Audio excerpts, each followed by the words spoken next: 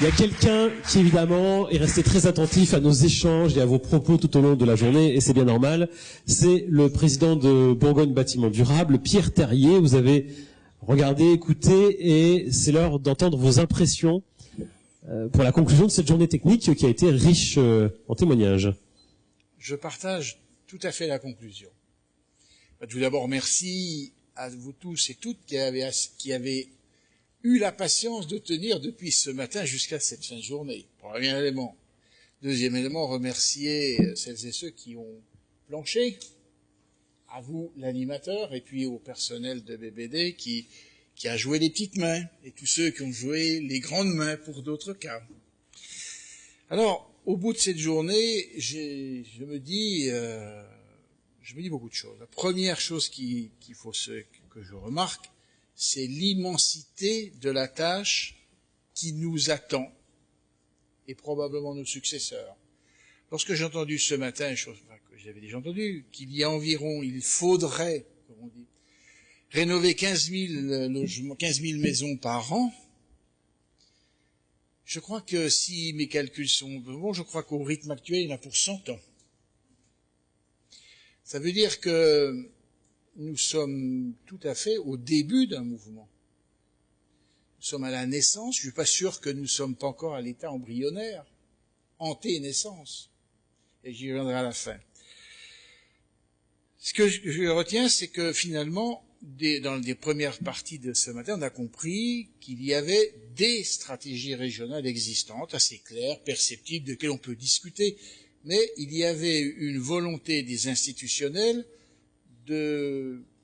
d'organiser la réflexion, d'organiser l'action pour faire en sorte qu'on avance. Ça me semble déjà un premier point positif. Et puis, il y a un point, faut-il le dire, mais c'est peut-être évident compte tenu du public qui est là, c'est qu'il y a unanimité sur l'objectif. J'ai pas entendu quelqu'un qui dise, mais attendez, qu'est-ce que vous vous cassez les pieds avec la rénovation de l'ancien? Faisons marcher comme on a fait dans les années 50, le bulldozer, on rase et on reconstruit un neuf. Ah non. Vraiment, là, on a changé d'époque. Il y a bien unanimité sur l'objectif, ce qui est déjà pas mal. Alors, me semble-t-il, alors bien avec beaucoup de prudence, moi je retiendrai 4 objectifs et puis je terminerai par quelques considérations. Me semble que pour agir, pour essayer d'atteindre ces 15 000, la première chose, il y a un mot qui est venu régulièrement, mais qui est régulier, on sent dans ce genre d'opération, la notion de globalité de l'approche. Alors, c'est vrai qu'on vit dans un monde qui a formé des spécialistes.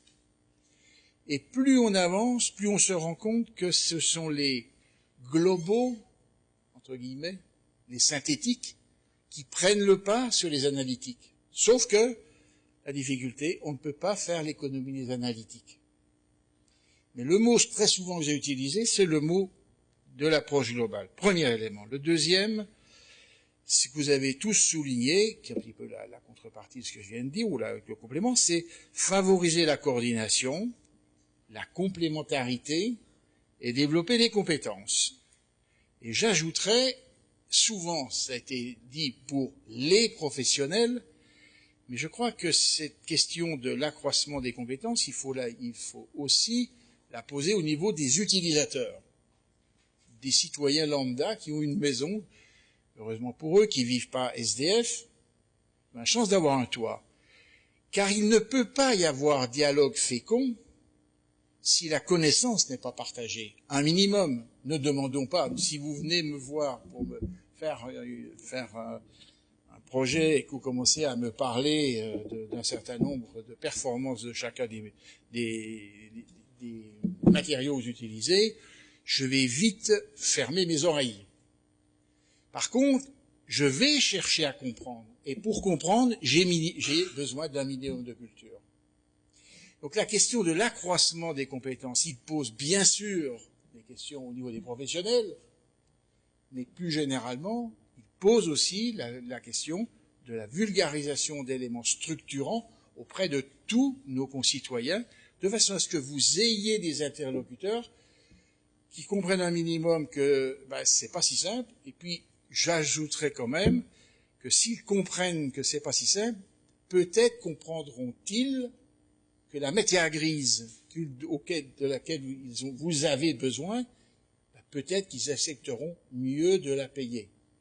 Sachant que j'ajoute au passage qu'on va tous être convaincus que l'équation du coût général ne sera supportée que par les acteurs de la filière. Les collectivités, l'État, ne pourront au mieux des cas que maintenir leur participation actuelle. Donc la question du dialogue entre tout le monde est vraiment nécessaire.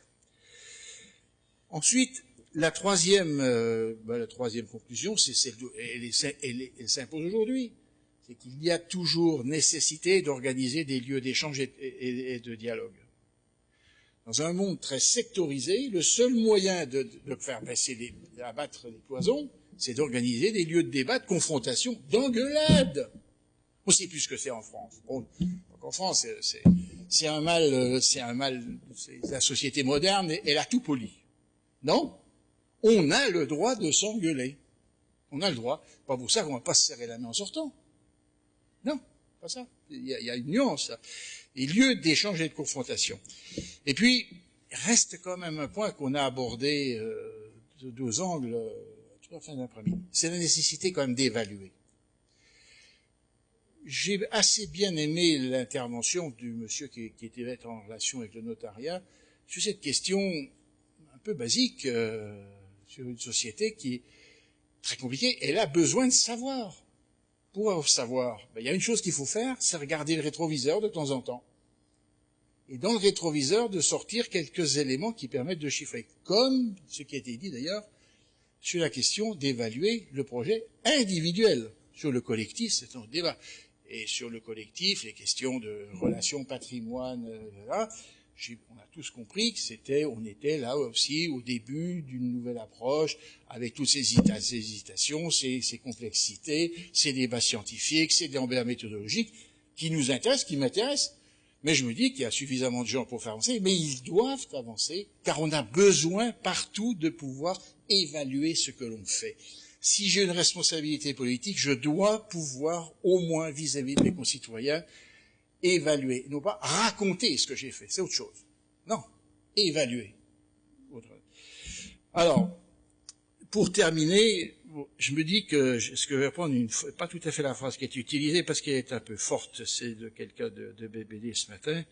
Je me dis que pour parvenir à tout cela, il y a trois choses. Il faut du temps. Il faut du temps. Si on en est à l'état embryonnaire de l'amorce de la rénovation du bâti à l'habitat, il faudra du temps pour parvenir à des résultats qui sont corrects. Deux, il faut de la passion. Et c'est très bien que dans cette salle, tout au cours de la journée, on a senti qu'il y en a même quelques-uns qui en ont envoyé quelques-unes. Ben c'est bien. Autrement, d'abord, il fait chaud ici, il n'y a pas de lumière, on aurait tendance à dormir. Non, de la passion. Il faut de la passion. Et puis, un mot qui m'a frappé aujourd'hui, c'est peut-être une des premières fois où je l'entends si fortement, le mot confiance.